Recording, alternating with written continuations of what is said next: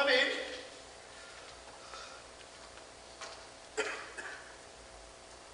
Hello? How do you do, sir? Excuse me, I hope I'm not disturbing. I can come back in a little while if you prefer that. That's all right. You're not disturbing me. I'm Peter Cross, sir. You're Mr. Corlin, aren't you? That's right. How do you know me? I've seen you at Green Matthews before, sir. I didn't know you were here until just a little while ago. I overheard Dr. Edwards and Dr. Becker talk about it. Why don't you sit down, Peter? No thanks. I can't be staying much longer. I'm going home today and my aunt will be here soon. I see. And I still haven't finished packing yet. My aunt Ify kept waiting. Last year I kept you waiting for an hour. She was wandering through the offices, making friends with the staff. She's a very outgoing lady, my aunt. Perhaps I'll get a chance to meet her then. When will you be leaving, sir? Fairly soon, as soon as I finish packing these things. Are you packing all of them, sir? Why, yes, of course. All of them right now, sir?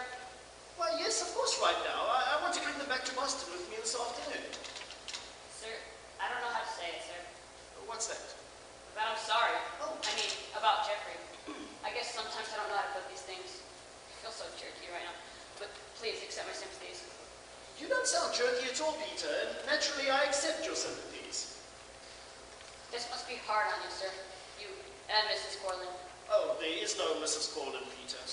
Well, you see how jerky I get. People are always saying I say and do the wrong things all the time.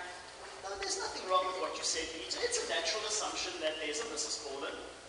I guess it's a little tough to talk about those who aren't living anymore. I guess I should know more than anything else, considering my parents aren't living either. Oh, I'm terribly sorry. When did Mrs. Corlin pass away? Oh, look, Mrs. Corlin is very much alive, I believe. We're just not living together, you might say, and she has a different last name these days. Oh, I understand. And you? You live with your aunt? For as long as I can remember. I guess it doesn't hurt too much when you can't recall the ones in your family who have died. No, it doesn't hurt too much then. And Aunt Helen has been more of a mother and a father, sending me to this school and all. Yes, that is a good thing, isn't it? I don't suppose there's any reason why I should take up the rest of your time, sir, and since you say you're going home today. But if you're okay if I just take one of my things and leave? Yes, of course. I'm looking for my racket, sir. My tennis racket. Your tennis racket, eh? Did you leave it in this room? Yeah, I guess I must have left it in this room. Now, if I might have it and go, I promise I won't bother you anymore. Yeah, of course.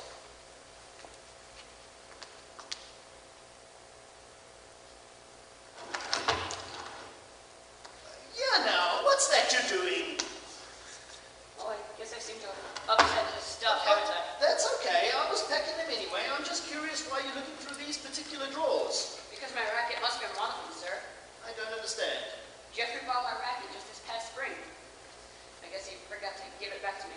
And since I'm going home today, I thought I might as well take it with me. Jeffrey borrowed your racket. You must be mistaken.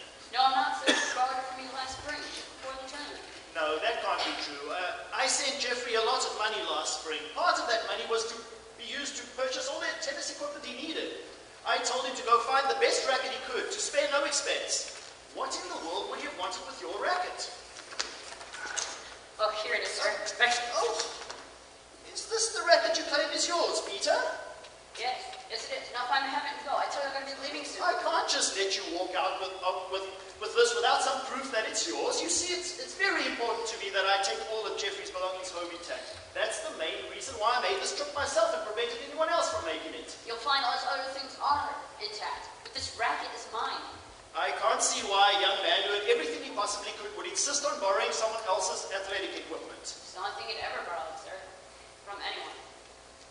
What, may I ask, is so extraordinary about this racket that he had to use it in the tournament? But that's just it. He never used it in the tournament.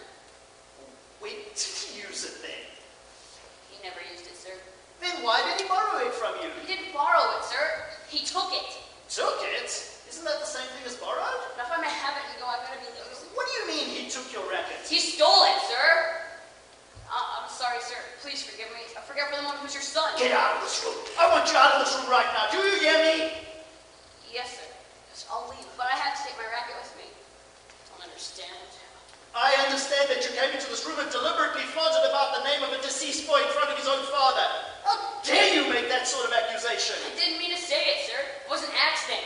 It just came out. You wouldn't believe me when I told you he borrowed it, so I told you the truth. Then my son was a thief. I never said that. I said he stole my racket, sir. Damn it! Stop calling me sir. Sorry. The only thing you need to be sorry about is what you said about my son. Steal. I couldn't conceive of Jeffrey do anything of the kind, even if he was a poor boy. It had nothing to do with the racket cost, sir. He just had to have my racket. Why your racket? Because I was his opponent in one of the games, sir. He felt he'd have a better chance of beating me if I didn't have this particular help me. Oh, I find that even more impossible to believe than the other terrible accusations. It's true, sir. Everyone was talking about me being his only real competition. In the tournament, I mean. And Jeffrey knew how much I relied on this particular racket for my game. See, it belonged to my father, so it's been sort of good luck trophy to me. I can't really play without it. And when I played with it, I won. But Jeffrey took it, so I have to go out and buy another one.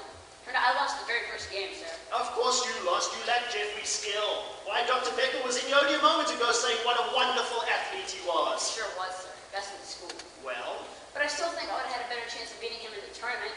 A bunch of the other kids felt the same way. That is until he took my racket. All right, enough of this. You and I are going to have a chat with Dr. Becker and some of the others and find out if what you told me is true. No, you can't tell them what I just told you. They'll never forgive me. They'll never let me go another year to this school. And that would break on Helen's heart. It would, I swear.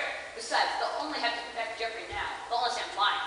Don't try to back out of it now, Peter. I'm sure if we sat down with Dr. Becker and discussed the entire story rationally, we would find out the truth. You just got to let me have my racket. It's the only thing that means anything to me in the world.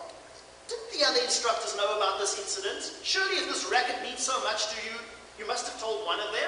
Couldn't do that. And why not? It's too involved in the story. Oh, you'd better tell me, Peter, or else I warn you, I shall take you to Dr. Becker and the No, others. please don't make me tell you. I'm listening, Peter. But he was your son. I'm listening.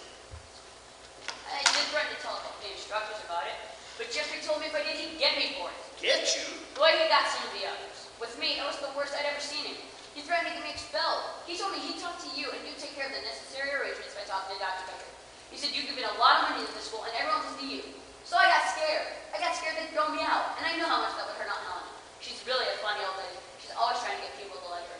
She thinks a lot of me because I'm the only person who really pays attention to her. I don't give a damn about your aunt. I want to hear about Jeffrey. He scared the instructors too, sir.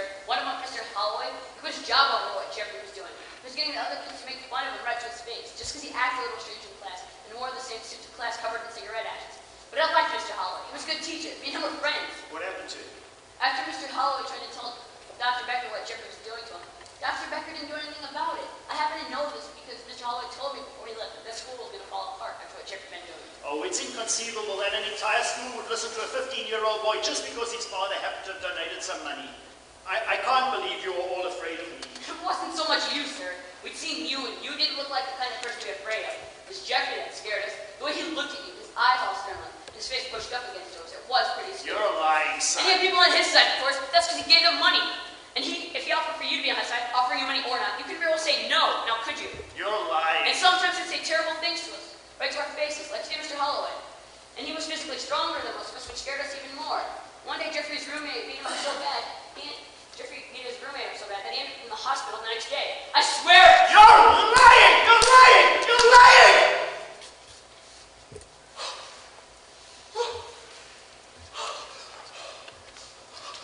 Yeah! Take it! Take the god-awful thing! I couldn't keep it now anyway! Didn't you hear what I said? Take it! It's yours!